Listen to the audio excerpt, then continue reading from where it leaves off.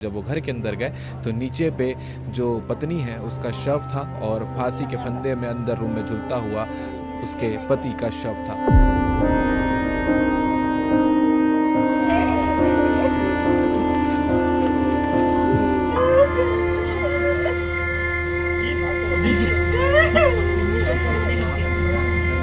पुल बना था इधर दो के, वो नहीं बनाया करके दरवाजे नहीं खोल रहे करके मैं गई थी।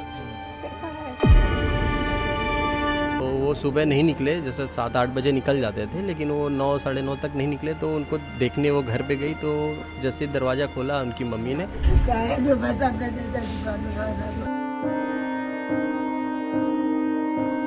मम्मी देखी कि बाहर नहीं निकल रहे हैं, क्या बात है। तो फिर जैसे ही अंदर गई तो भाभी पड़ी हुई थी, उठा रही तो जगी नहीं। रात को 9:30 बजे तक घूम रही था आइसक्रीम खा के। हाँ सब ठीक था रात? हाँ। घर में कोई ऐसी आर्थिक तंगी है जिससे परेशान होकर ऐसा कुछ कदम उठाया होंगे? नहीं, आज तक ऐसा कुछ तो पता नहीं चला। बाकी पति पत्नी का थोड़ा बहुत। मृतक जी विद्यावती, जिनकी उम्र लगभग 52 वर्ष, वो मृत अवस्था में पड़ी थी, और अंदर वाले कमरे में जी वेंकटरमण मूर्ति, जिनकी उम्र लगभग 55 वर्ष है। उनकी माता जी गम में है, तकलीफ में है, और पूरा मोहल्ला जो है शोक में है, मातम में है।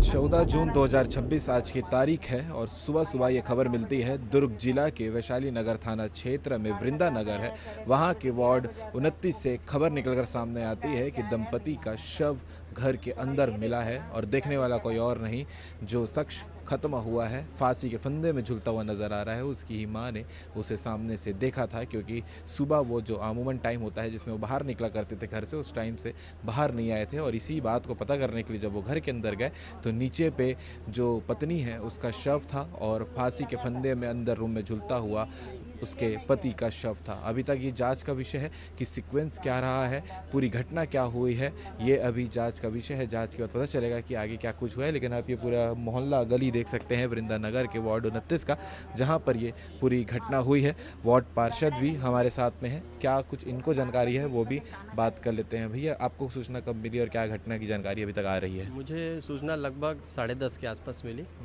यहाँ के जो पड़ोसी, उनके द्वारा फ़ोन किया गया कि दुखद घटना हुई है।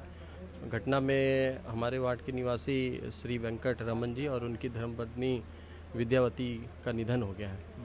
जब हम यहाँ आए तो पता किए, उनके परिवार से पता चला कि उनकी मम्मी जो सामने रहती है अपने मझले बेटे के साथ, जब वो सुबह नहीं निकले, जैसे 7-8 बजे निकल जाते थे, लेकिन वो 9 साढ़े 9 तक नहीं निकले। तो उनको देखने वो घर पे गई, तो जैसे दरवाज़ा खोला उनकी मम्मी ने, तो उनकी जो धर्म पत्नी थी विद्यावती, वो सामने फर्श में उनका शरीर मृतक हालत में था, और अंदर उनके बड़े बेटे का शरीर था। उन्होंने फिर थाना में भी सूचित किया, और वहाँ से पुलिस आने के बाद उन्होंने अपना जांच कर रही है। जांच में ही हमको सब पता चलेगा कि क्या हुआ है। क्या काम करते हैं वेंकट?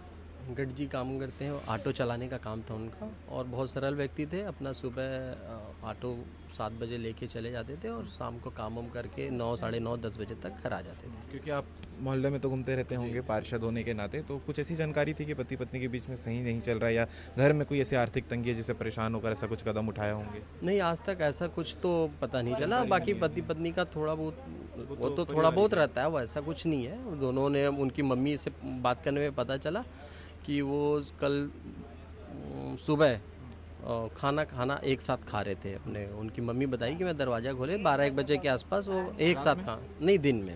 हाँ, ठीक है। उनकी माता जी भी हमारे साथ में मौजूद है, मृतक के बात कर लेते हैं।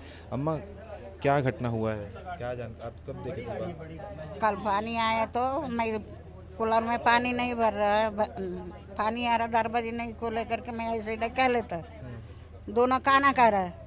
फिर बाद में पानी भरेगा करके मैं आ गया। वही रात में नहीं, दिन में। कल दिन में रात को 9:30 बजे तक घूम रही था आइसक्रीम खा के। हाँ, सब ठीक था रात? हाँ ठीक था। सोने के बाद क्या हुआ, हम लोग 9 बजे बंद कर देते इधर। सब सो जाते हैं रात में 9 बजे? माने टीवी चालू होता है, इधर दरवाजे बंद कर देता। तो सुबह कब देखे? सुबह 9 बजे। हाँ। 9 बजे के वो बाहर आया नहीं, पुल बना था सुबह 5 बजे 2 के। लड़का ऑटो लेके चले जाता है, फूल बनाता है इधर दो के, वो नहीं बनाया करके दरवाजे नहीं खोल रहे करके मैं गई थी, फिर पड़ा मैं उधर गिर गया। क्या करेंगे, मेरे को भी पैर में रात डाला, मैं भी अभी 6 महीना किसको बताए फिर पहले? किसको बताए पहले? मेरा लड़का को पता है, छोटे बेटे को। वो ये देख मंजली वाला। हाँ, मंजिला है। हाँ। कितने बच्चे हैं? 3 है। 3 है। हाँ। तीनों लड़के हैं। हाँ 3 लड़के।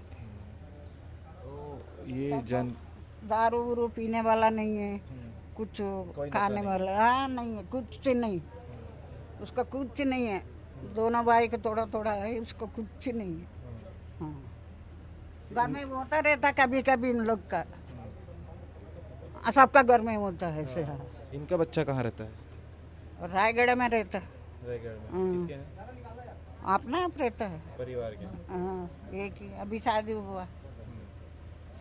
ये पूरा मामला रहा है। बाकी अभी पुलिस जांच करेगी, दुर्ग पुलिस जांच में है। आप ये घर देख सकते हैं, अंदर की तस्वीरें आपको दिखाना मुमकिन नहीं होगा क्योंकि जो यूट्यूब गाइडलाइन है उसके तहत हम आप तक के शव का जो तस्वीर है वो नहीं दिखा सकते हैं। लेकिन जानकारी जो मिली है उस हिसाब से वेंकट जो 55 वर्ष के लगभग थे, उनका शव अंदर फांसी के फंदे पर था और उसके अलावा जो पत्नी थी वो सामने वाले रूम में नीचे गिरी हुई नज़र आ रही थी। और ये मोहल्ला है, ये सामने आपको ईवी ऑटो नज़र आ रहा होगा, इसी को ही चलाकर रोज़ाना जो है जो रोजी थी वो चल रही थी। और ये वार्ड 29 है।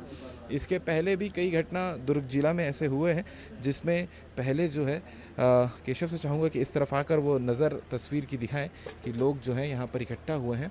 और जो बात मैं आपको बता रहा था दुर्ग जिले की, इससे पहले भी जो घटना हुए हैं अलग अलग मामले में, वो ये रहा है कि पहले पति अपने पत्नी को जो प्रक्रिया होती है वो करते हैं, उसके बाद आपस में आत्महत्या कर लेते हैं। कुछ दिन पहले दुर्ग शहर की बड़ी दुर्घटना आपको देखने को मिली थी, पति पत्नी सहित 2 बच्चे मासूम मृत हालत में घर पर मिले थे। और ऐसी तमाम घटनाएं जो एक के बाद एक हो रही हैं। फिलहाल जो वृंदा नगर की स्टोरी रही है अभी तक की वो जानकारी नहीं मिली है। देख सकते हैं उनकी माता जी गम में है, तकलीफ़ में है और पूरा मोहल्ला जो है शोक में है, मातम में है।